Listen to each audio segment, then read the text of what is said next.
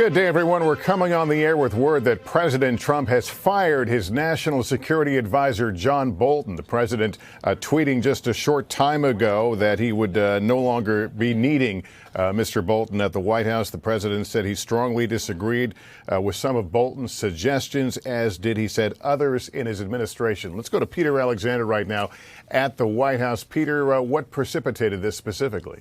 Yeah, Lester, this certainly highlights some of the deep divisions that have existed inside this White House between the president and some of his aides, most notably John Bolton, as it relates to some foreign policy situations, specifically relating to Iran, North Korea, and most recently Afghanistan. The president making this surprise announcement by tweet. It came exactly an hour after the White House announced that John Bolton, the president's third permanent national security advisor, would be in this very briefing room, briefing reporters alongside the Secretary of State, Mike Pompeo, and the Treasury Secretary, Steve Mnuchin, later this very afternoon. Here is the tweet. It reads as follows. I informed John Bolton last night that his services are no longer needed at the White House. I disagreed strongly with many of his suggestions, as did others in the administration, and therefore I asked John for his resignation, which was given to me this morning. I thank John very much for his service. I will be naming a new national security advisor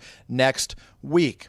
We are also now hearing for the first time from John Bolton himself, who tweets, I offered to resign last night, and President Trump said, let's talk about it tomorrow. So that's where you're hearing from both John Bolton and from the president as we try to learn more details about this. Again, though, to the basis of the disagreements that have existed here, this would appear to be, in effect, a policy win for the Secretary of State, Mike Pompeo, who has repeatedly clashed with John Bolton behind the scenes in this White House. Bolton, very hawkish. The president on multiple occasions has noted that, was frustrated for a variety of things. In recent weeks, he was frustrated that the U.S. backed away from a potential airstrike in the wake of tensions with Iran, was frustrated by the president's agreement to go to the DMZ and meet with the North Korean dictator Kim Jong-un as well. So while the president, in the eyes of some critics, has taken a sort of naive view, there was a hope among some that Bolton might be a realist behind the scenes and be able to impress upon the president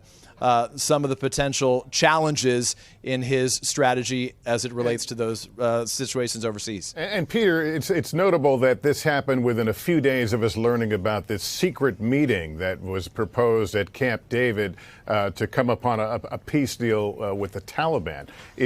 Was that perhaps one of the straws that broke the camel's back? Well, it certainly plays into this entire series of disagreements that we are familiar with that have taken behind the scenes. Remember, the president said that he canceled that meeting at the last minute with Taliban leaders who he had invited to Camp David. John Bolton, obviously among those who has taken a more hawkish view as it relates to Afghanistan, with real concerns that removing American troops from that region would only make the situation worse. The president, you'll remember, campaigned on this sort of less interventionist approach, a more isolationist approach. Bolton was more inclined to show American force around the world. So it's certain that that would have been one of the places where the two men clashed. It was obviously one of the points that we were planning to press John Bolton on when he walked, or was scheduled to walk, into this briefing room at 1:30 Eastern time this afternoon. I've reached out to White House officials to see if Bolton will be here or if the briefing will go on as planned. At this point, we simply don't know.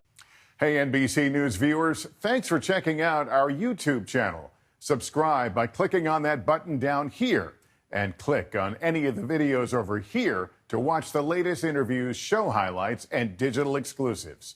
Thanks for watching.